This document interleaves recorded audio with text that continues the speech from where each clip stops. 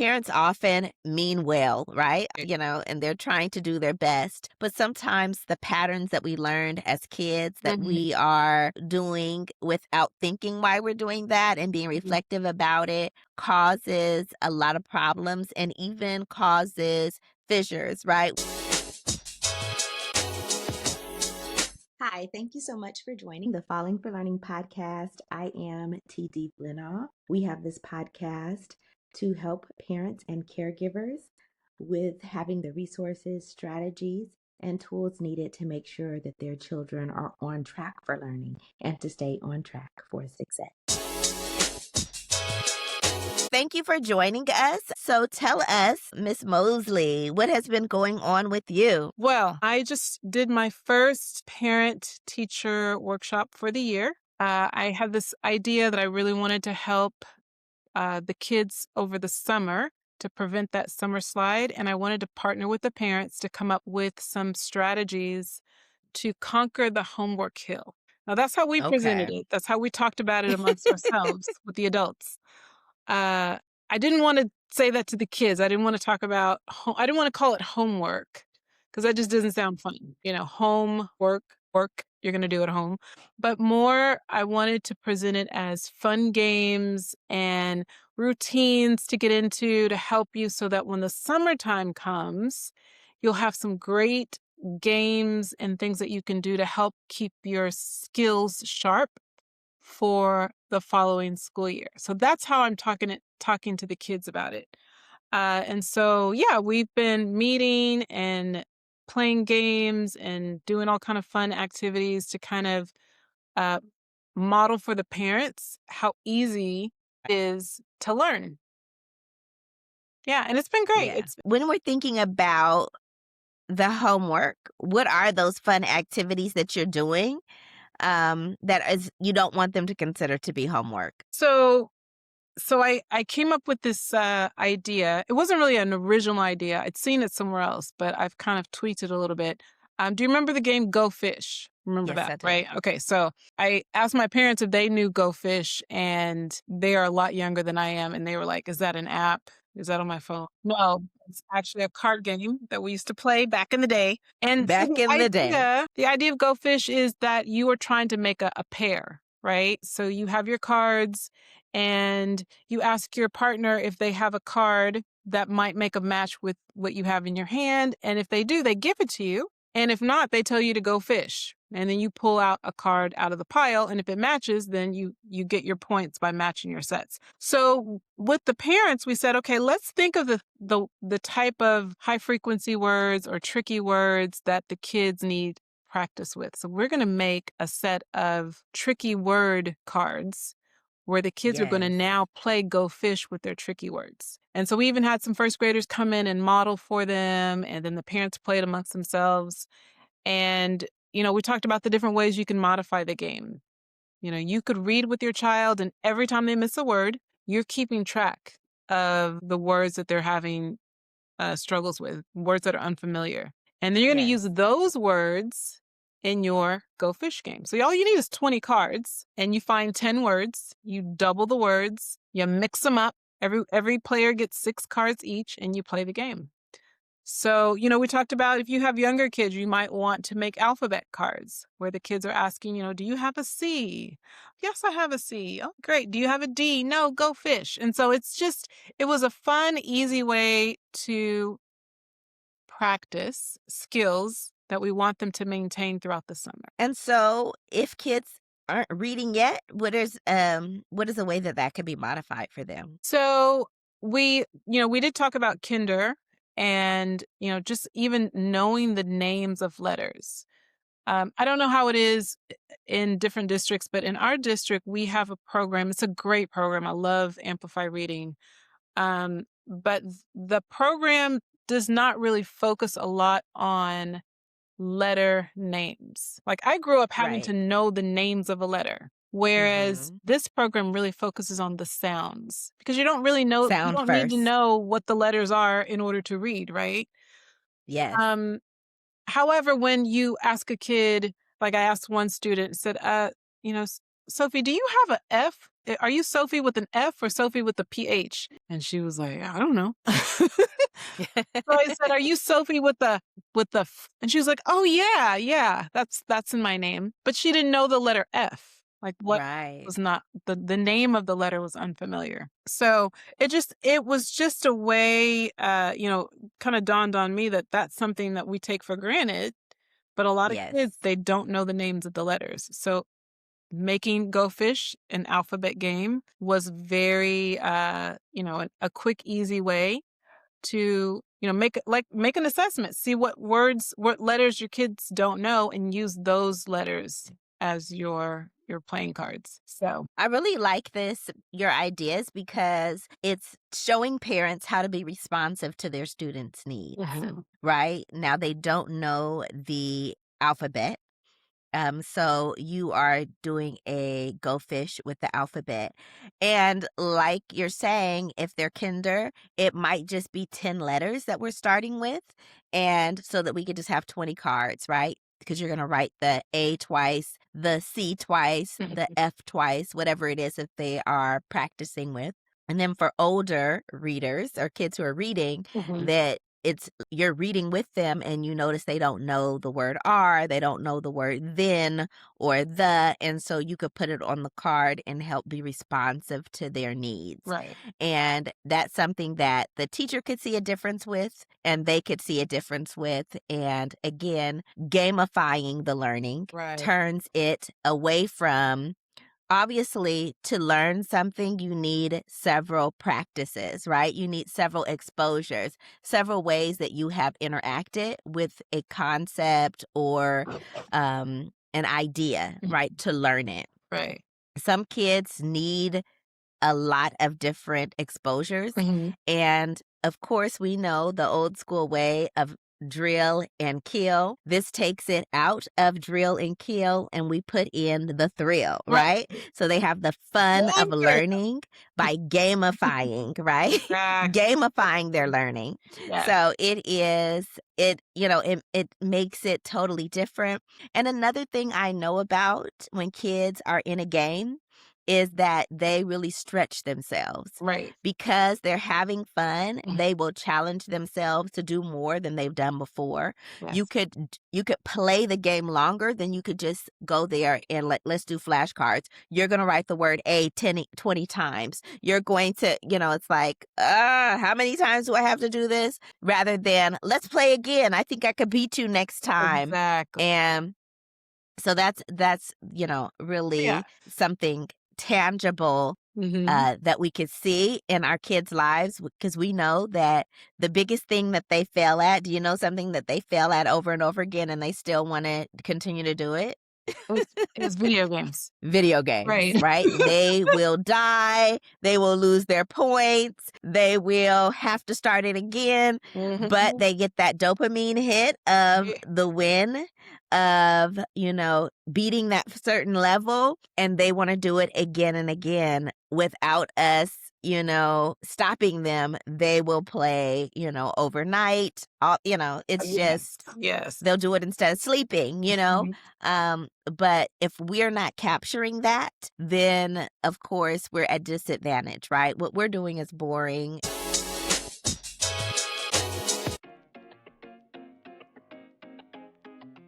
The Rewrite Method and the Rewrite Method Workbook are your go-to resource for helping kids to learn to fall in love with writing.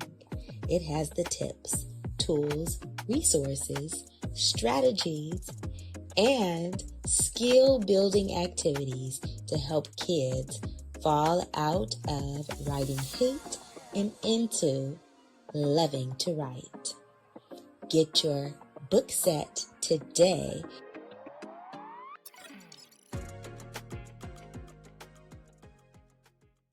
If we're not gamifying, at least sometimes, Right. They are, fiending for that video game, Right. and tired of this thing that we got them going. And what I love about this is one of the many games that we're going to be doing over the next several weeks. It does not involve screen time. they're on the screen a lot. We have gamified a lot of their uh, phonics practice and things like that. But it Yeah. gives them a different way to exercise their brain. I even noticed, so we had index cards, right? Yeah. I have little kids, they got little hands. And for them Yeah. to have to hold their cards, at first we let them put the cards on the desk because it was hard for them to kind of like manipulate holding the papers. They're falling on the floor. But I just noticed, even in their desire to not let their friends see their cards, that they were like, no, I want to pick my cards up now because you can see what I Yes. have. And just Yes. the care and the manipulation of the cards in their hands, I thought, oh, this is really good exercise for their fingers. Because a lot of times Yeah. we talk about how even holding a pencil, is difficult for kids because their hands aren't strong. Like, I don't Very know if it's true. just this group of kids that are coming up in a world that they don't get a lot of outdoor play like we did, right? Throwing rocks, making mud pies.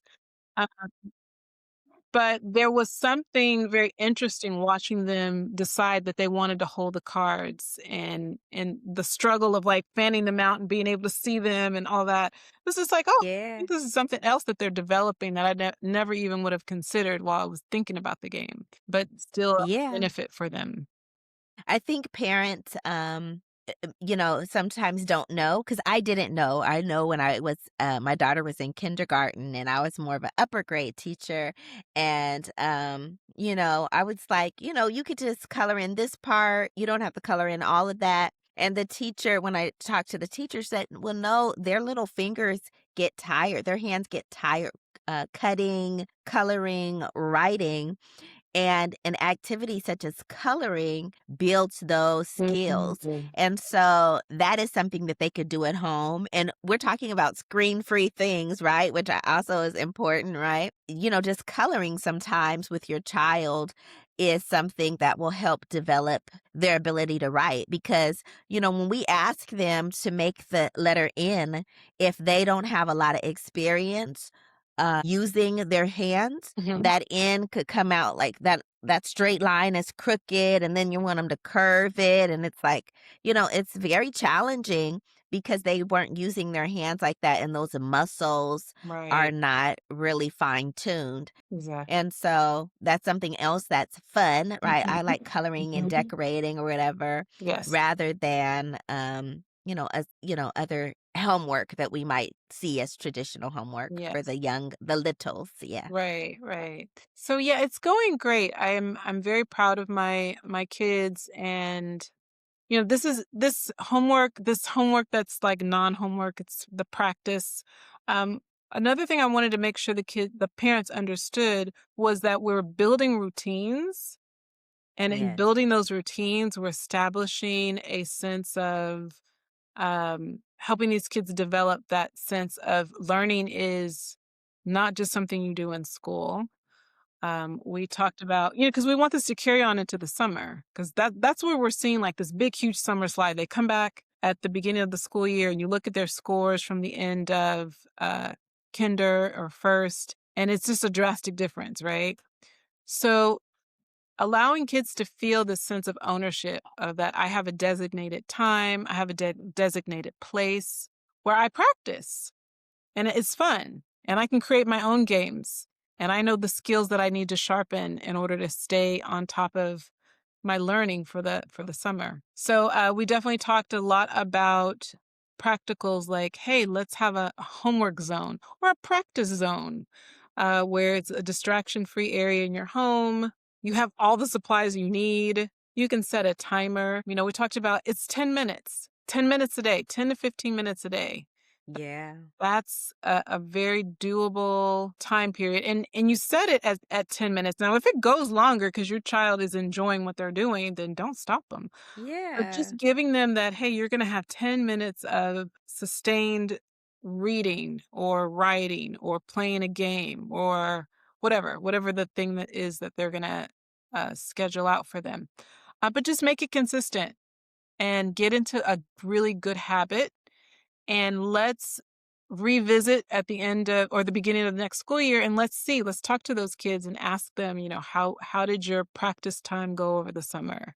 How did let's look at those test scores at the beginning of the year and see, compared to those kids who maybe their parents didn't come to the workshop and didn't agree to the practice zone, conquering the homework hill. Yeah. And I'm really interested to see what things, how it turns out. I really like that you're talking about partnering with parents because um, sometimes we miss that, as educators, and we're just like taking on everything ourselves.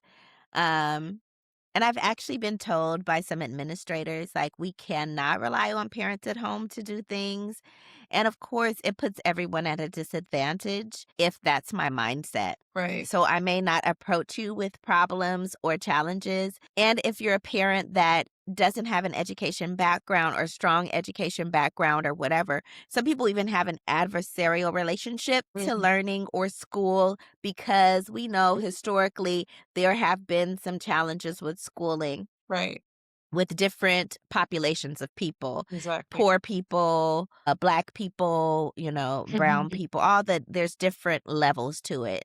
It's not just like one segment of population, but there's several reasons why you might have an adversarial or just a very problematic past with Right. school, right? Right.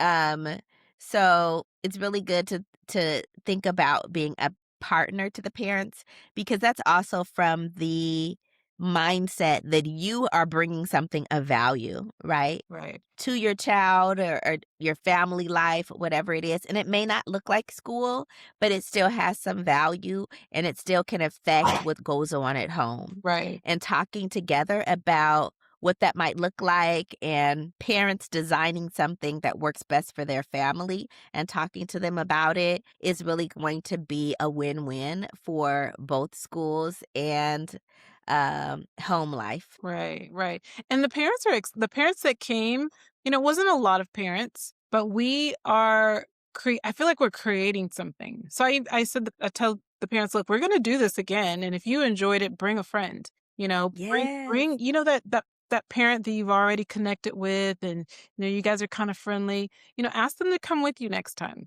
And we set it up so that the kids get to have lunch with their parent on Friday. They get their name into a raffle if their parents come to these meetings. So we're trying to really make it something that has some incentive for the parents.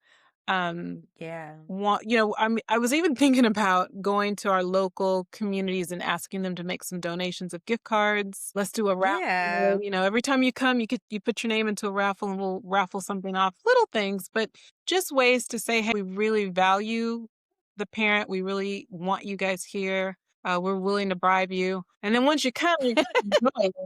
You're gonna have a great time when you get here, and then you're gonna just be like, "Oh, I'll just come even if there's nothing going on." Yeah, absolutely. And I think that's another part of making school, blending school and home life because the community is part of home life Exactly. too, right? So asking for some businesses to give and contribute Mhm. will also help incentivize parents to work together with the school and for kids too, because it's like, oh, I love going to this particular place, and here is a gift card that we could Mhm. go there and I could get rewarded with this gift card if I do these particular things. And it just blends well, school, home, community, Yes. and everyone's working together because our kids are our future leaders. They're going to be shaping policy. They're going to Mhm. be inventing new things. Yes. They are going to be the people who are providing services to us. And so having our children have a well-rounded education is, Yes. again, just enriching our society Yeah. overall. So, Yeah. Exactly. Well said. Just like a published author. oh my goodness. So and one more thing that I could say about my book, right? One more Since you thing. brought it up, Please, is please. that the book is the origin story for why I started the Falling for Learning podcast. Look at As you that. go, yeah. So yeah, if you look at the book, you'll see so many challenges that my parents had as they were raising me. And it's fictionalized account, so it blends the real. protects the innocent. No. Mhm. But, parents often mean well, right? Right. And they're trying to do their best. But sometimes the patterns that we learned as kids that Mhm. we are, doing without thinking why we're doing that and being Mhm. reflective about it causes a lot of problems and even causes fissures, right? Where Right. the families are not communicating with each other. They are just in constant conflict, right? So this podcast is here, and we have multiple voices and experts that come on the show to give some insight and information. And we really are offering these ideas and strategies and resources. And please reach out to us, right? If you have tried any of these things, if you have questions about things, and we have had people do that. And so, tell us if you use this goldfish activity and how it works in your family, and what are some adaptations that you made to support your child, right?